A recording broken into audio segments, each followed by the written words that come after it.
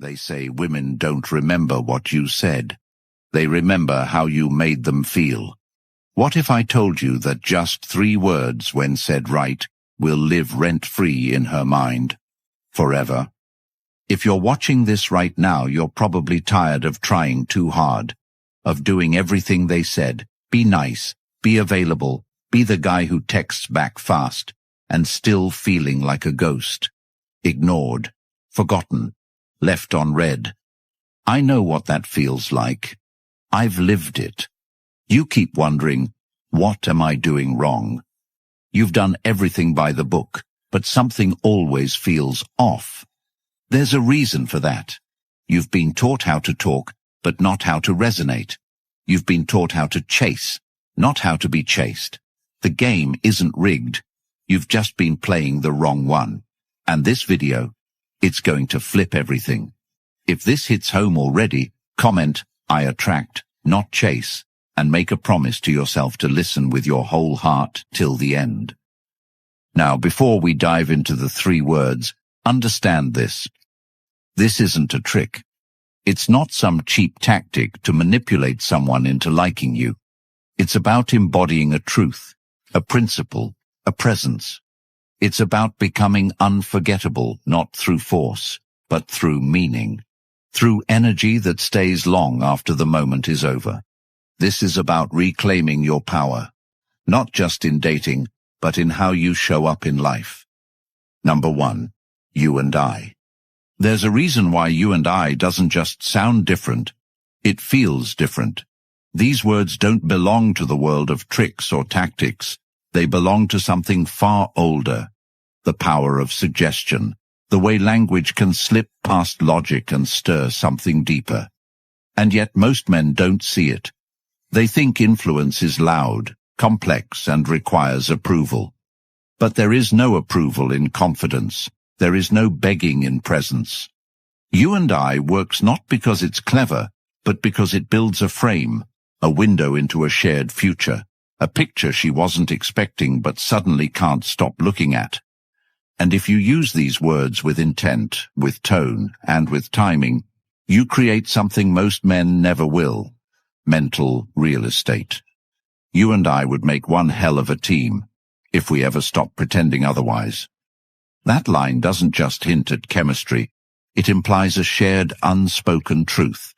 Now she's not just thinking about how she feels, she's wondering how long you felt it too. That's how you use words to stay with someone, not in their ears, but in their decisions. You and I should never be unsupervised, light-hearted, suggestive, but in her mind it paints laughter, tension, moments. She's now in a scene you created. That's the whole point. You're not using you and I to impress her. You're using it to imply a future so effortlessly that she begins to imagine it. That's how emotion embeds. Through stories, through images, through implications that live beyond logic. A woman might not remember your resume or your routine, but she will remember the emotional movie you played in her mind. And you and I is your remote control. It's a phrase that doesn't chase. It leads. It doesn't seek validation. It assumes it. And the man who can say it not as a line, but as a truth, he leaves a mark. It's in the tone. It's in the way you pause before saying it. You could spend 1,000 hours learning what to text and still get left on red. Or you could learn to speak like a man who sees himself as a prize. And then, every sentence you drop becomes a doorway, not into neediness, but into curiosity. You and I, we'd probably argue all the time, but God, we'd enjoy every minute of it. That isn't just humor. That's a line that creates tension, chemistry, opposites colliding. She hears it and thinks, what would that actually be like? She's picturing conversations, friction, laughter. She's imagining. And that's how attraction grows, in imagination. You and I should never be allowed in the same city without causing trouble. It's humorous, yes, but it implies a shared journey, a rebel energy, something that makes her wonder what it would feel like to actually be around you longer than a moment. And wonder is the first door to obsession. But these words only work when they're built on something real. You can't say you and I if you've been trying to force interest or chasing validation. The phrase becomes powerful only when she already senses something unique about you. That's the part most men miss. They try to copy the delivery without becoming the man who means it. The truth is, you say you and I, not to start something, but to anchor what already exists. This is why internal discipline matters. If your words are empty, they will evaporate. But if your life has structure, if your habits show purpose, if your silence carries weight, then your words will feel earned. And when a woman feels like she has to earn your presence, she will value every word that follows. That's what you and I becomes. A reward. Not for her attention, but for the connection you allowed. The reason it lands so deeply is that it's indirect. It's not asking. It's not pushing. It's offering a preview of a possible future, a vision she can step into. That's where most men fail. They ask women to feel something they haven't created space for. But you and I is space itself. It opens the mind. And if spoken at the right moment, it creates a new emotional file in her brain, titled You. You must understand something universal. Women don't obsess over what they understand. They obsess over what they can feel, but not explain. You and I slides past logic. It's not about convincing. It's about letting her feel the heat of a scene you never fully describe. That's what makes it so addictive. If you've ever had a woman say, "I can't explain it, there's just something about him," congratulations, that's the effect. And it starts with a few words spoken with intention.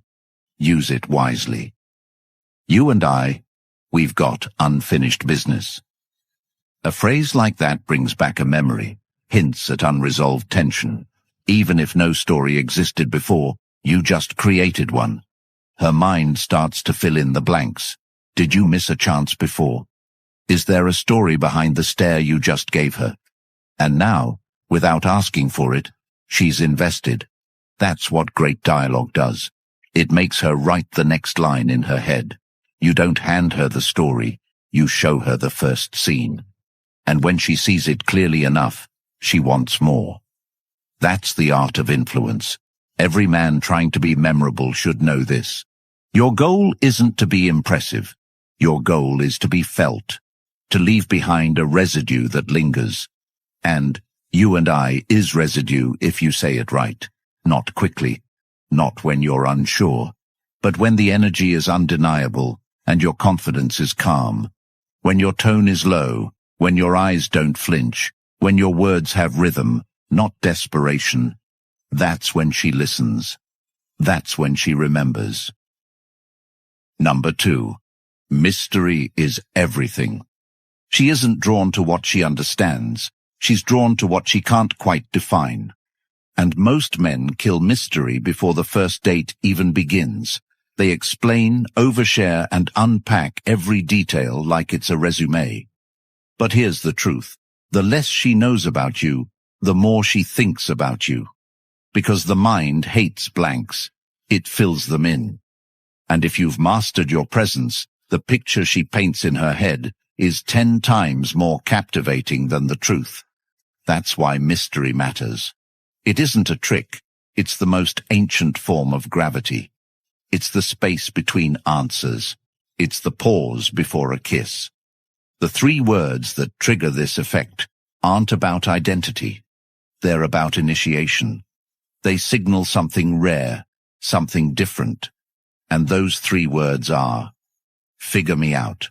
Not spoken directly, but in energy, in behavior, in controlled gaps of silence.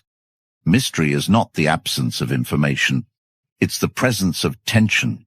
When you leave a detail out, when you hold back from revealing everything, when you drop a sentence like, "I'll tell you later," it's more fun when you figure me out. You're not being difficult, you're being unforgettable. Because people remember what they couldn't solve. They remember questions more than answers. She's not attracted to your facts. She's pulled into your unknowns.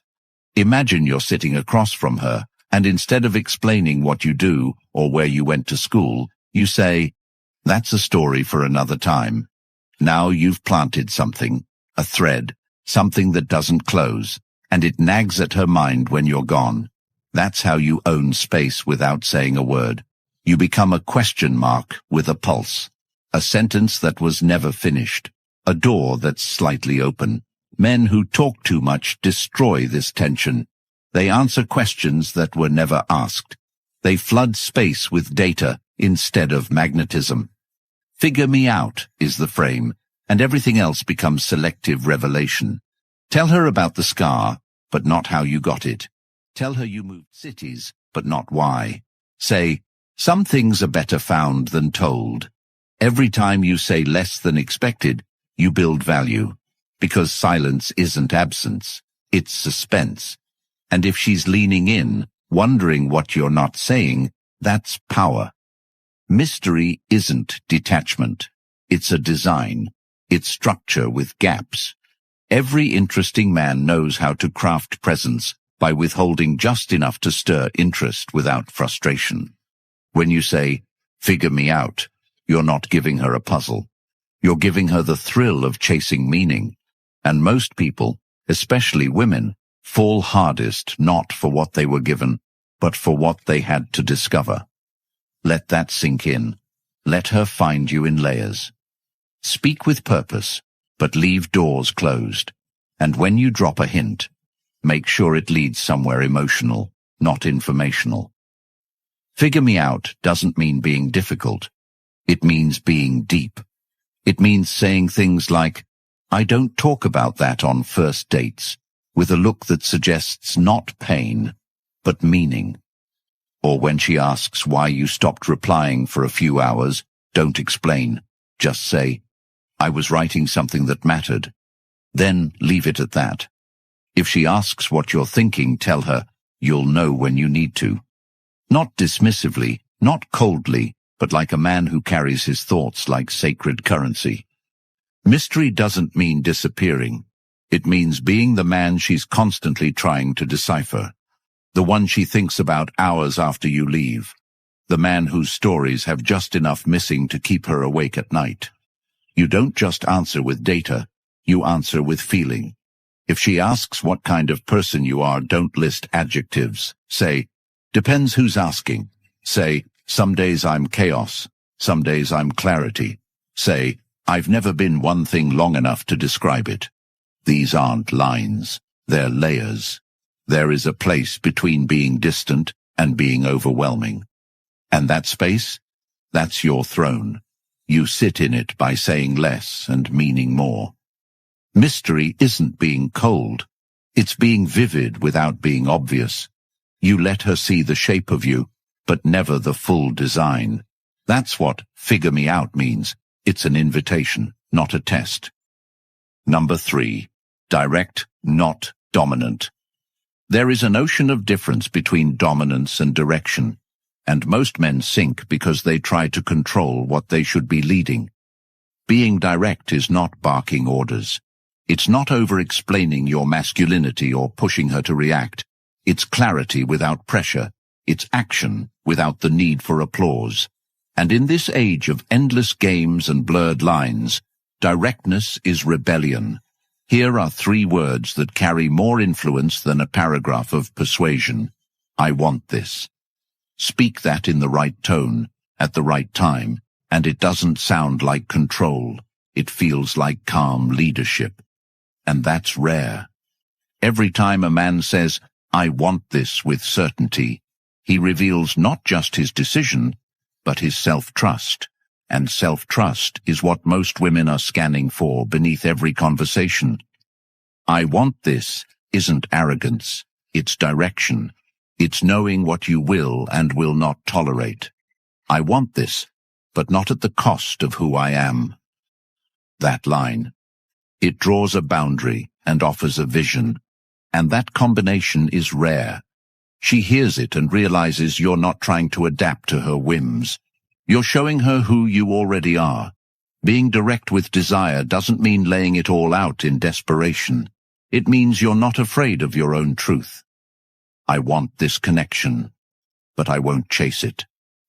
She feels the energy behind those words, that you're intentional but not needy, that you lead without needing to pull. Women are drawn to men who move with clarity, not chaos. I want this experience to feel real, not rushed. That's how you anchor presence. That's how you lead a moment into depth. And don't just say it, live it. If you say, I want this, and your life doesn't reflect that same decisiveness, the words collapse. This is why so many fail. They mimic language, but they haven't earned it. Your habits must back your mouth. Your choices must echo your clarity. You want her to believe you. Be congruent. That's where power lives.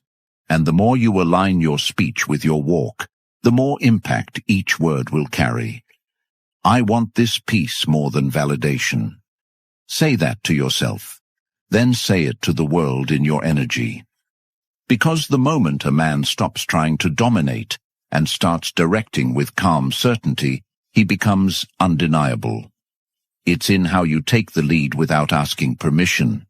It's in how you offer structure without needing control. I want this moment to be honest, even if it's not perfect. That's leadership in a sentence. You're not trying to impress her. You're anchoring her in a shared truth, that the connection matters more than image, that presence matters more than performance. Every interaction is a mirror to your internal standard. If your words are scattered, if your actions are unsure, if your rhythm is reactive, you will not be remembered. But when you speak with sharpness, not volume, with certainty, not pushiness, your words stay. Women are exhausted by men who say too much and mean too little. So say what you want, but say it like it's already true, because belief precedes attraction. I want this, and I'm not afraid to lose it if it's not aligned. That's real power. That's stillness speaking. Direct men move like they know what they'll walk away from. They're not attached to outcome. They're loyal to truth. I want this time to matter, not just exist. That's how you take a fleeting moment and give it density. That's how she starts to see your words not just as conversation, but as architecture, something to build on. And when she feels that your clarity isn't aimed at getting something from her, but bringing her into something real, you become unforgettable. So stop trying to be aggressive, be articulate, be exact, lead with your choices, walk like a decision, speak like a man who's tasted silence and still chooses clarity. I want this is not just a phrase, it's a declaration of who you are, and if you own it fully, the world, and the women in it, will respond. Number 4. Timing is sacred. Say the right words at the wrong time, and you might as well have said nothing. That's the cruel truth about attraction, connection, and the psychology of attention. Timing isn't part of the game, it is the game. And every man who tries to speak before he's felt the moment, every man who blurts out truth before the space is ready to hold it, ends up misunderstood, ignored, or worse, dismissed. The reason timing is sacred is because it decides whether your words will echo or evaporate. And if there's a single quality separating unforgettable men from forgettable noise, it's the ability to wait until the moment is begging for your words. That's when they stick. That's when they cut. That's when they leave a mark. Let's talk about 3 words that, when said at the exact right second, can change the entire direction of a connection. Not right now. These are not words of rejection. They're words of awareness. They say, I see the value here, but I also see the value of the moment we're in. It's the man who knows not to confess love when she's distracted. It's the man who waits until the silence is charged before he speaks. When you say, not right now, with strength, you show restraint that most men don't have, and it doesn't push her away. It draws her in. Because now she's not reacting to your words.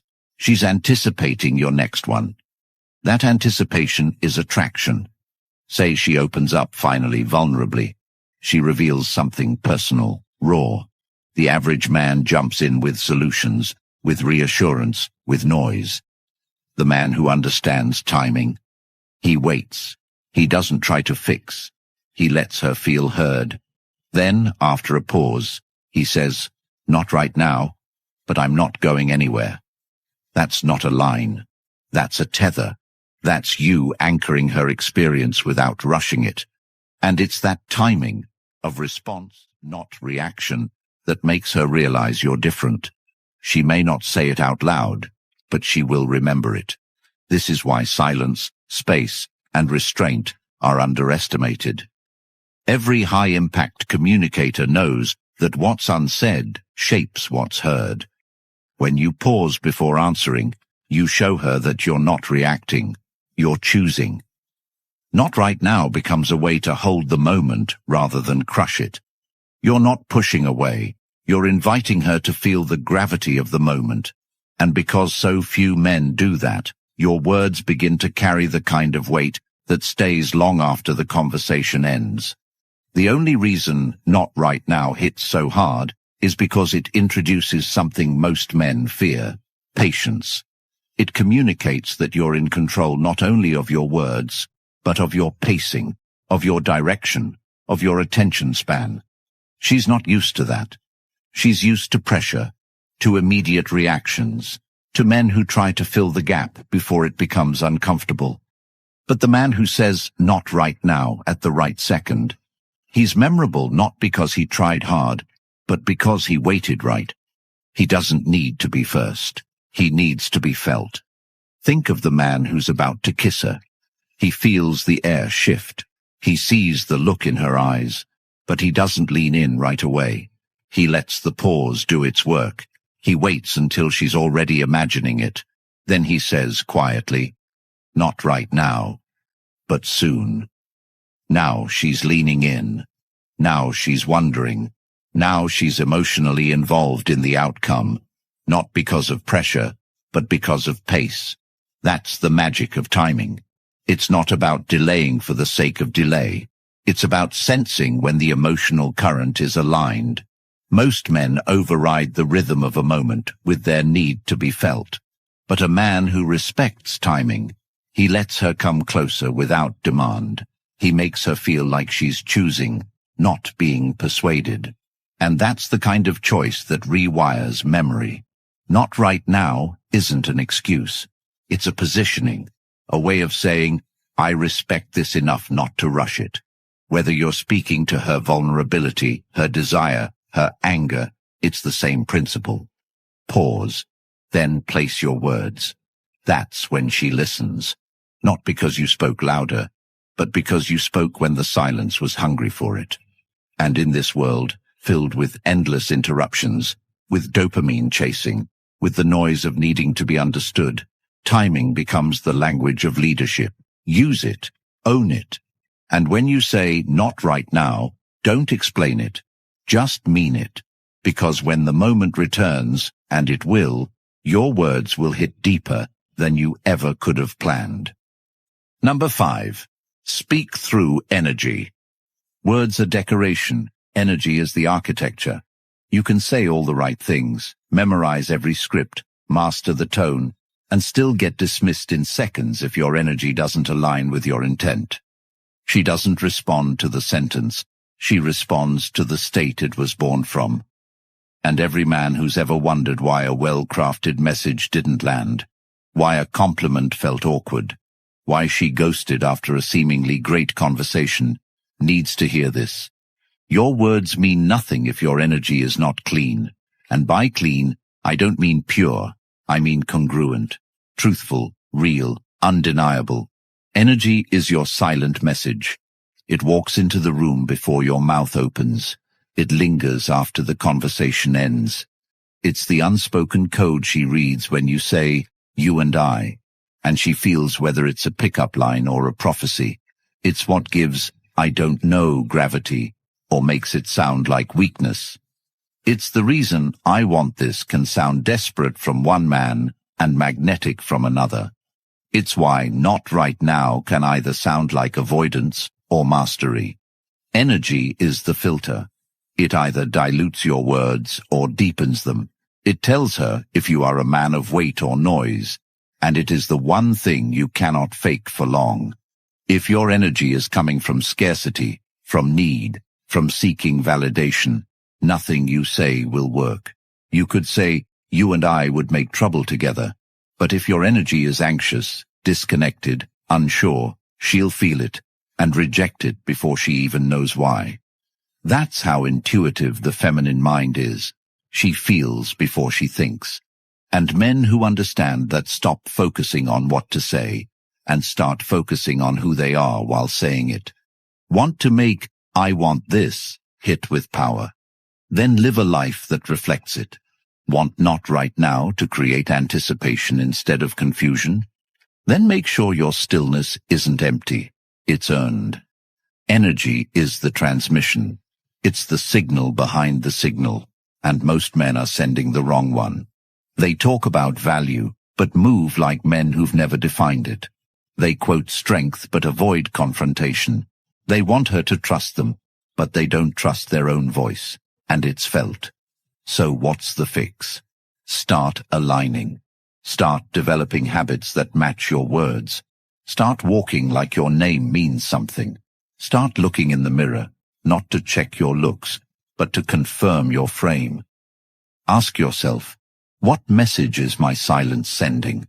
What does she feel when I speak? Is it certainty? Or is it confusion disguised as charm? You can't fake presence. You can't rehearse depth. It's built. And if you want to be the man who says 3 words that she thinks about all day, then make sure your energy speaks louder than your voice. Because at the end of it all, she won't remember the line. She'll remember the feeling, and that feeling was your energy.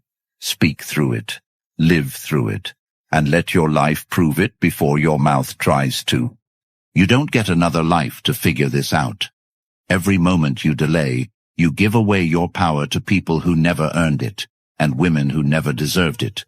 The truth is, most men will never hear this message. They'll keep guessing, keep chasing, keep losing. But you heard it. Now you move different. Now you speak different. And if you felt this in your chest, if something woke up inside you, then comment "energy first."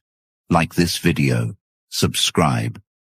Because every time you do, another man who's lost in noise finds the signal, and maybe, just maybe, saves himself from years of regret. And for the man who's ready, not just hungry, but ready, the ebook is in the comments. No fluff, no filler, just the full blueprint to turn everything you've just heard into muscle memory. Get it now. Because truth should never wait, and neither should you.